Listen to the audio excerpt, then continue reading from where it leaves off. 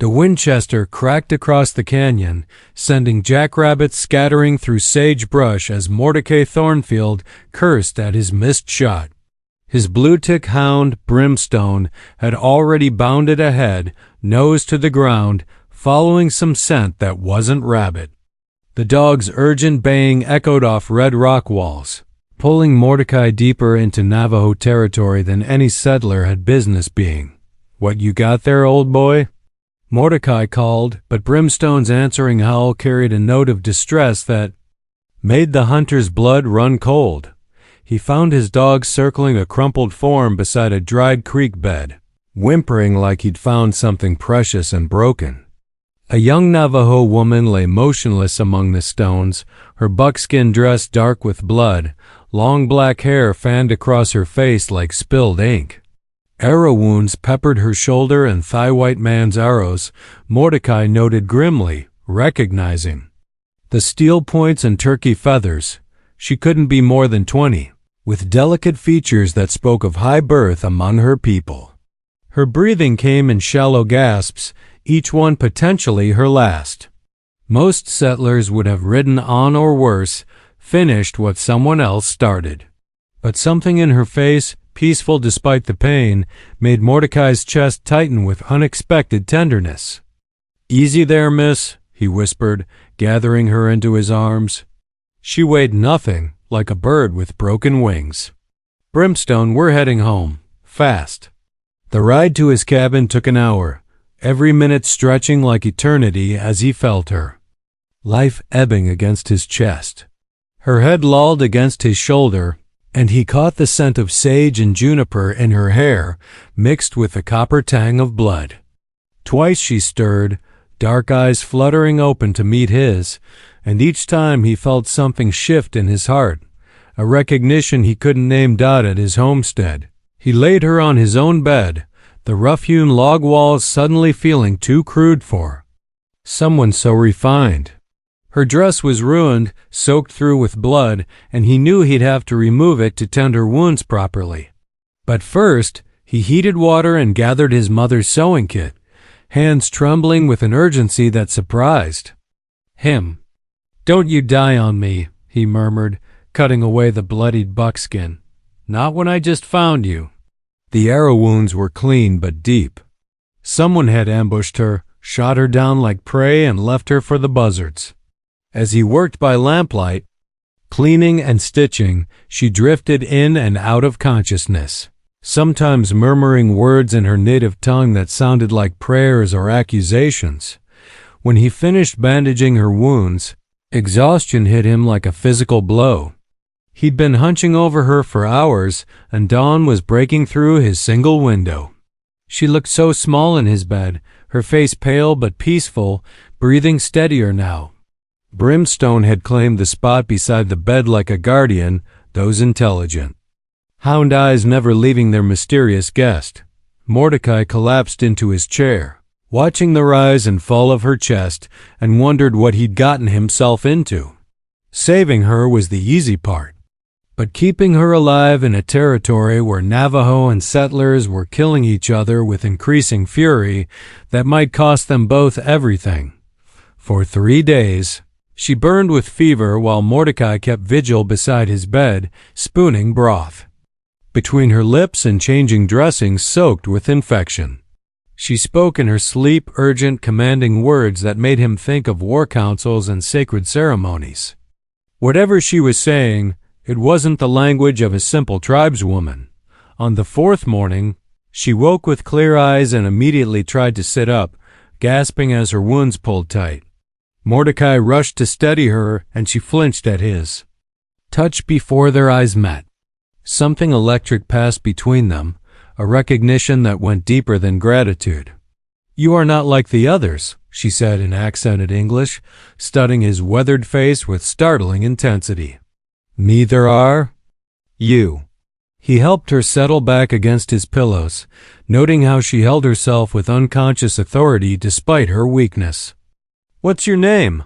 A shadow crossed her features. "Ayanna." The word meant eternal blossom in her tongue, but something in her hesitation told him it wasn't the whole truth. "Well, Ayanna, You came mighty close to meeting your maker. Who did this to you? Her jaw tightened. Men who hunt my people like animals, who believe we are less than human.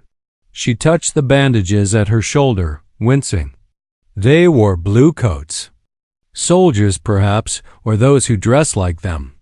Mordecai's blood chilled. Captain Harwick's patrol had been through the area recently, supposedly hunting Navajo raiders who'd hit a supply wagon. But Harwick was the kind of man who saw scalps and bounty money where others saw human beings. If he'd found a lone Navajo woman ... double quotes, why were you out there alone? He asked gently. Ayana's eyes grew distant. I was ... traveling to seek help for my people. The reservation they would force us onto, it is a place of death. No water, no game, no hope. Her voice carried the weight of impossible responsibility. My father believes negotiation is still possible. I think he is wrong. The way she spoke of her father made Mordecai pause. Not my father thinks, but my father believes, the formal language of someone accustomed to speaking of a chief. And not just any chief, judging by the silver and turquoise jewelry she wore, now cleaned and gleaming on his washstand. That evening, as she sat up to eat proper food for the first time, the firelight played across her face in a way that stole his breath. She was beautiful, yes, but more than that, she was luminous with intelligence and strength that no amount of suffering could diminish. Tell me about your family, she said, deflecting his questions about her own origins. Not much to tell. Pa died of pneumonia 5 winters back. Ma followed him the next spring. Been working this claim alone since, he gestured at the sparse cabin. Not much of a legacy, but it's mine. You speak as if you have no worth, she observed, those dark eyes seeing too much. Yet you risked everything to save an enemy. You're not my enemy. Your government says I am. Your soldiers certainly believed it. Their eyes held across the small table, and Mordecai felt the world shift beneath him. She was right. By every law and custom of the territory, she was supposed to be his enemy. But looking at her now, firelight dancing in her eyes, all he could think was how right she looked in his cabin, how perfectly she fit in the space beside his heart that he'd never known was empty. Maybe, he said quietly, it's time to stop listening to what other people say we're supposed to be. 2 weeks passed like a dream punctured by nightmare. Ayana grew stronger daily, moving around his cabin with unconscious grace, cooking meals that transformed his simple ingredients into something approaching art. She sang while she worked, haunting melodies that seemed to call the very mountains closer. Mordecai found himself inventing reasons to stay near the cabin instead of hunting, unable to bear the thought of missing a moment of her presence. But paradise couldn't last in a territory bleeding with hatred. The riders came at sunset. There, horses' hooves drumming like war drums across the hardpan. Mordecai spotted the dust cloud from his porch and felt ice form in his veins. 6 men, riding hard and purposeful. At their head sat Captain Harwick, his scarred face set and permanent. Cruelty, the kind of man who'd built his reputation on Navajo scalps and broken treaties. Ayana, get in the root cellar, Mordecai commanded, but she was already moving, grabbing her bow and the arrows he'd helped her fetch from the creek bed. I will not hide while you face danger for me. You will if you want to live through this. He checked his Winchester, knowing 6 cartridges wouldn't be enough against 6 men. They're not here for coffee and conversation. But she'd already disappeared, and he prayed she'd followed his instructions as the riders thundered into his yard, surrounding the cabin like vultures around carrion. Thornfield. Harwick's voice cracked like a whip. We know you've got her. The savage who's been stirring up trouble from here to Canyon de Chelly. Don't know what you're talking about, Captain. Mordecai stepped onto his porch, rifle held casual but ready. Been hunting alone for weeks. Harwick's laugh held no humor. That so? Then you won't mind us taking a look inside. See, We tracked her blood trail straight to your door." He gestured to his men who began dismounting. "And there's a reward. Out for her dead or alive. $500 in gold." $500, Mordecai's heart sank. That wasn't bounty money for some random Navajo woman. That was a price on someone important. "Ayanna Bege," Harwick continued, savoring the name like fine whiskey. "Daughter of Chief Manolito himself. The little princess who's been running guns to every war party from here to Santa Fe. The world tilted sideways. Chief Manolito, the greatest war leader the Navajo had ever produced. The man holding together the last free bands while the army tried to force his people onto the wasteland of Bosque Redondo. And his daughter had been in Mordecai's bed, eating at his table, looking at him with eyes that made him believe in forever. She'd lied to him, not just about her name, but about everything. Like I said," Mordecai managed through a throat gone dry as dust, "don't know what you're talking about." But Harwick was already grinning, having seen the truth written across Mordecai's face. "Boys, tear this place apart. And when you find her ... He drew his sidearm, checking the cylinder. "Well, let's just say the reward's the same either way. That's..." When the first arrow sprouted from Sergeant Morrison's throat, Ayanna no. Princess Ayanna Bege rose from behind the woodpile like an avenging spirit, her bow singing death. 2 more arrows flew before Harwick's men could draw their weapons, dropping another soldier and putting a third on his knees. Clutching a shaft through his shoulder, "Kill them both."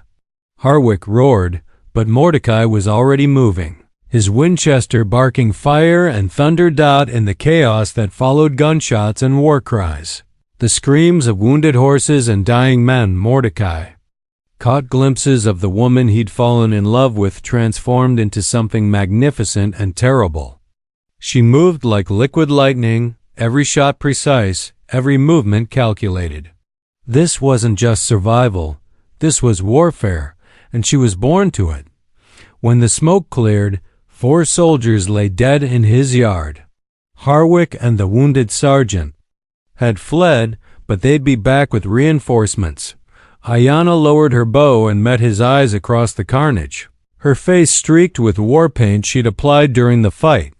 In that moment, he saw her clearly for the first time, not just a beautiful woman, but a war leader's daughter, a princess of a proud people, someone whose very existence threatened everything the territorial government was trying to build. "Now, you know," she said simply. They buried the soldiers in unmarked graves behind the cabin while the moon climbed toward midnight. Ayanna worked with grim efficiency, as if she'd done this before, and Mordecai realized she probably had.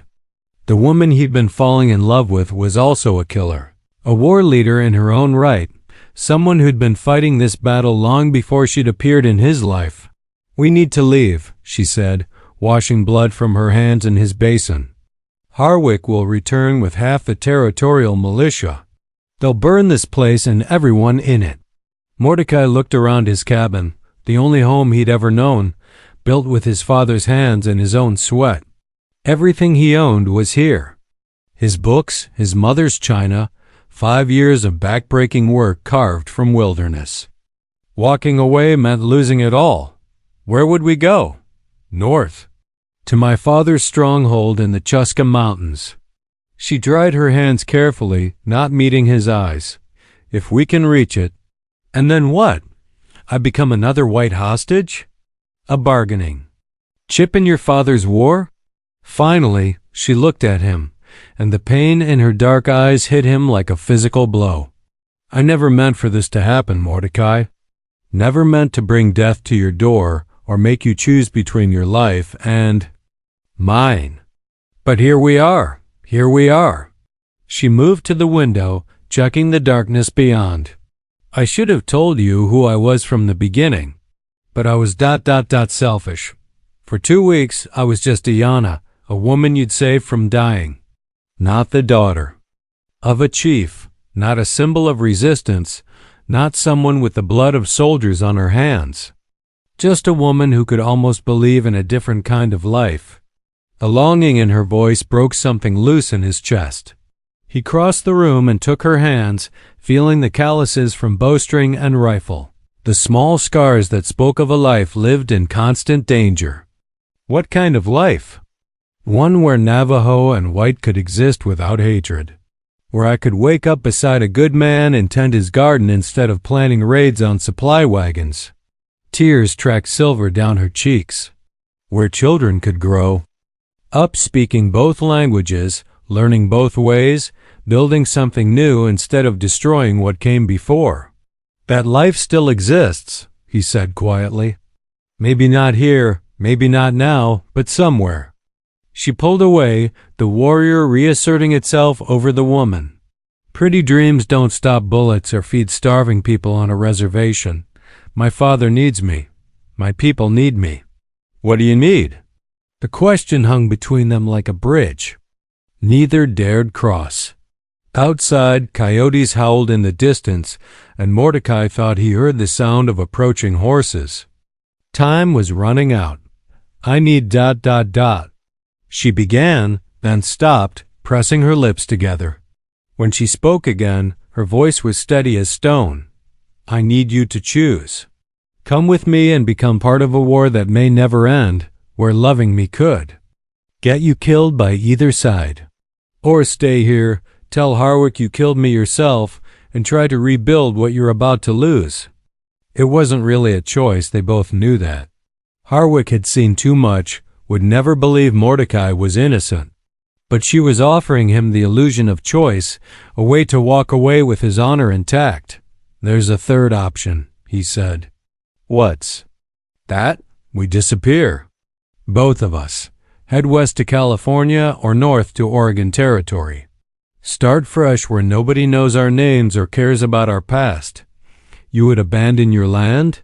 Your home? Home isn't a place, Ayanna. It's where the heart feels safe. He cupped her face in his hands, marveling at the softness of her skin despite the hardness of her life. And my heart feels safest when you're in it. For a moment, she leaned into his touch, eyes closing as if she could absorb his certainty through skin contact. Then the sound of hoofbeats echoed across the valley, distant but growing closer. They're coming, she whispered. Then we'd better get moving. They rode north through the night, following game trails that wound between towering mesas and through canyons carved by ancient rivers. Ayanna led, her horse picking its way sure-footedly through terrain that would have broken Mordecai's neck in daylight. She knew this country like a lover, every stone and shadow mapped in her memory dot behind them. The glow of flames painted the southern horizon orange. Harwick had torched the cabin, just as she'd predicted. Mordecai tried not to think about his father's hand-carved furniture feeding those flames, his mother's Bible turning to ash and smoke. Some losses cut too deep for mourning. There's a place ahead where we can rest, Ayanna called softly, her voice barely carrying over the desert wind. Sacred to my people. Harwick's men won't follow us there. The place turned out to be a hidden canyon where ancient Anasazi had carved dwellings into the cliff face, empty doorways and windows staring down like the eyes of ghosts. A spring bubbled up from deep rock, feeding cottonwoods and willows that created a pocket of green in the red desert. It felt like sanctuary. They made cold camp in one of the cliff dwellings, not daring a fire that might give away their position. As they shared jerky and hardtack from Mordecai's saddlebags, Ayanna told him stories of the ancient ones who'd built this place, how they'd vanished into legend before her own people arrived. My grandmother said they learned to become invisible. She murmured, her back against the ancient stone wall. When the world became too harsh, too full of war and sorrow, they simply faded away. Maybe they had the right idea, maybe. She was quiet for a long moment, staring out at the star-drunk sky. Mordecai, what I said earlier about California or Oregon ... You think it's foolish. I think it's beautiful and impossible. She turned to face him in the darkness, her features barely visible in starlight. Do you know what happens to Navajo women who run away with white men? They become nothing. Not Navajo anymore, but never accepted as white either. Their children grow up, belonging nowhere. And what happens to Navajo women who stay and fight a war they can't win? They die with honor. Honor doesn't keep you warm at night. She laughed, but there was no humor in it. You think like a white man. Individual happiness above tribal loyalty.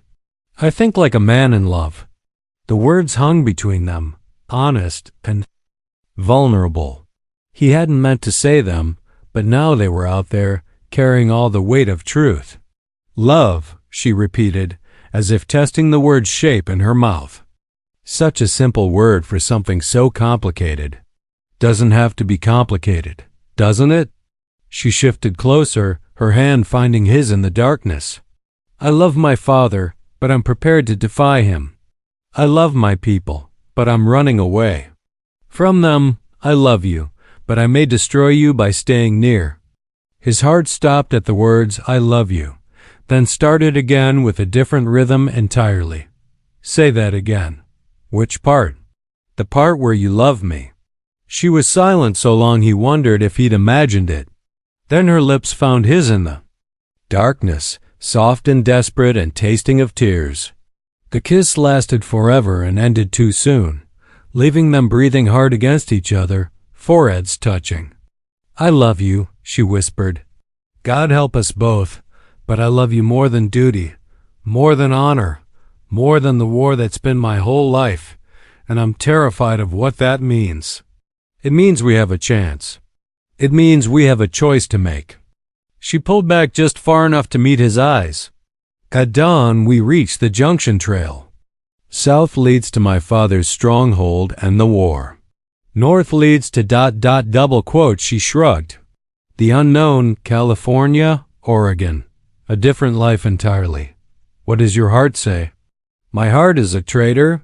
Then maybe it's time to commit treason. She smiled. At that, the first real smile he'd seen from her since Harwick's men had shattered their fragile peace. You make it sound so simple. Love is simple. Everything else is complicated.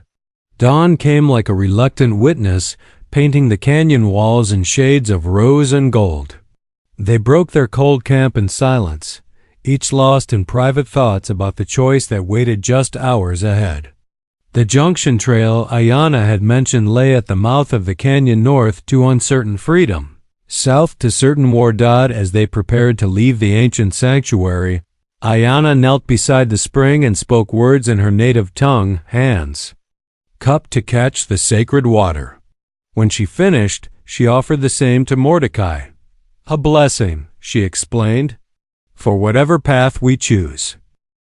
The water tasted of earth and sky, of time itself. As he swallowed, Mordecai felt something shift inside him, not quite faith, but a willingness to believe that some choices were larger than the people making them. They rode in comfortable silence, until the canyon walls opened onto the high desert plateau. In the distance, two trails diverged like the arms of a compass, one pointing toward the Chuska Mountains, where smoke signals already rose against the morning sky, the other disappearing into the vast emptiness of the Western Territories. The junction, they dismounted and stood looking at their options. The choice seemed impossibly large, weighted with the lives they'd led and the lives they might yet live. If we go south, Ayanna said quietly, you'll be walking into a war that isn't yours to fight. If we go north, you'll be walking away from people who need you. Yes. They stood there as the sun climbed higher, two people balanced on the knife's edge of decision. Finally, Ayanna spoke again. Tell me what you see when you imagine California. Mordecai closed his eyes, letting the vision form. A little farm in a valley somewhere. Good soil, reliable water. Maybe fruit trees, peaches, apples, something that takes years to grow right. He opened his eyes, looking at her. A house with a real kitchen, big enough for a family. Children who speak both languages, like you said. A place where the past matters less than what we build together. It sounds like paradise. What do you see when you imagine going back to your father? Her expression darkened. More blood. More dying. My people driven onto the reservation or scattered to the winds. Years of fighting that only delays the inevitable. She paused, then added softly, and you, trying to find a place in a world that will never fully accept you. But fighting for something that matters. Yes, fighting for something that matters. The sound of distant gunfire rolled across the desert from the south, her father's war continuing without her. From the north came only wind and possibility. There's something else to consider, Mordecai said.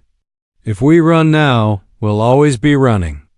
Always looking over our shoulders, wondering if someone from the past has caught up. And if we stay and fight, we might die, but we'll die as ourselves. No hiding, no pretending to be people we're not. Hannah smiled, but it was sad and beautiful, and full of knowledge he was only beginning to understand. You're trying to talk us into the hard path. I'm trying to talk us into the honest path. She walked to her horse and pulled something from her saddlebags, a silver and turquoise necklace. That marked her as her father's daughter, the symbol of authority she'd worn when he first found her dying in the creek bed. For a long moment, she held it up to the light, watching it catch the sun. Then she clasped it around her neck. The honest path it is, she said, but instead of turning south toward the war, she mounted her horse and headed north toward California. And the unknown. Mordecai stared after her for a heartbeat before understanding flooded through him. The most honest thing they could do was choose love over duty, hope over certainty. The war would continue with or without her, but the life they might build together existed only if they had the courage to reach for it. He swung into his saddle and caught up to her, their horses falling into step as naturally as their hearts had fallen into rhythm. No regrets. He asked. "Ask me in 50 years, she replied, but she was smiling as she said it. The peach trees were blooming when their first child was born, filling the air with the promise of sweet fruit to come. Mordecai held his daughter, their daughter marveling at her perfect fingers and the way her dark eyes seemed to hold ancient wisdom even at 3 days old. She looks like you, he told Ayanna, who was propped up in their bed, exhausted but radiant. She has your stubborn chin. Ayanna traced the baby's face with one gentle finger. And your father's hand, see how long her fingers are? She'd be good with tools, or a bow, or books, or horses, or whatever she chooses to be good at. They'd named her Paloma Dove in Spanish, the language of their California neighbors who'd accepted the story of a widowed hunter and his Mexican wife without too many questions. The baby gurgled contentedly, already comfortable with the sound of 3 languages in her ears. Their farm was small but prosperous, carved from valley land that reminded Ayanna of the high meadows of her homeland. Mordecai had been right about the fruit trees. They'd planted not just peaches but apples, pears, and grapes that were already showing promise. The house was simple but solid, built with their own hands and filled with furniture made from California. It wasn't paradise, nothing ever was, but it was theirs. I had a letter yesterday, Ayanna said, watching Mordecai's face carefully, from my cousin in Santa Fe. His hand stilled on the baby's blanket. They'd agreed not to look back, but news had a way of finding them anyway. And my father as well. The war continues, but there's talk of a new treaty. Better terms than Bosque Redondo. She paused. He's forgiven us. Says if we ever want to come home, we'd be welcome. Do you want to go home? Ayanna looked around their bedroom at the morning light streaming through windows Mordecai had carved himself, at the cradle he'd built with such careful love, at the life they'd created together in defiance of a world that said it was impossible. I am home. But he heard the wistfulness in her voice, the part of her that would always belong to red rocks and endless sky. That evening, as they sat on their porch watching the sun set over the valley, he brought it up again. "We could visit," he said. "When Paloma's older, show her where her mother came from." "And risk everything we've built? Or show our daughter that she doesn't have to choose between her heritage and her future?" He shifted the baby to his other arm, breathing in her new soul scent. "Maybe the world's changing. Maybe there's room now for families like ours." Ayanna leaned against his shoulder, solid and warm and eternal. "Maybe, but not yet. Let her be little first. Let her learn to walk in this peaceful place before we show her how complicated the world can be." As if summoned by their words, their neighbor Miguel appeared on the road, riding hard and fast. He reined up at their gate, breathing hard. "Mordecai!" "Ayanna, you need to hear this." He swung down from his horse, clutching a week-old newspaper. "The war's over. All the Indian war's over. They signed a peace treaty, real peace this time." The newspaper told the story in black and white. After years of fighting, territorial governments were finally ready to negotiate in good faith. Reservations would be expanded and improved. Native children could attend regular schools. Intermarriage would be legal and recognized. "It's not perfect," Ayanna said, scanning the articles. "But it's a beginning." That night, after Miguel had gone home and Paloma was sleeping in her cradle, they made love with a gentleness that felt like gratitude. Afterward, lying entwined in their marriage bed, Ayanna spoke into the darkness. "I used to dream about being invisible, like the ancient ones my grandmother told stories about, disappearing when the world became too harsh. And now I dream about our daughter growing up visible, proud of all the blood in her veins, all the stories in her heritage." She turned in his arms, her face luminous in the moonlight. "I dream about a world where love doesn't have to hide. We helped build that world." "No," she corrected, her hand finding his. "We chose to believe it could exist. The building is up." To her generation. Outside their window, the peach trees rustled in the night wind, heavy with blossoms that would soon become fruit. In her cradle, Paloma stirred and settled, already dreaming dreams they couldn't imagine. And in their bed, two people who'd chosen love over safety, hope over certainty, held each other and listened to the sound of a world slowly, imperfectly, learning to change. The morning would bring work trees to tend, a business to run, a daughter to raise in wisdom and wonder. But tonight was for gratitude, for the miracle of finding each other in a vast and often cruel world, for the greater miracle of choosing to build something beautiful together. Love, it turned out, was exactly as simple and complicated as they'd always known it would be. But it was also, finally and forever, enough.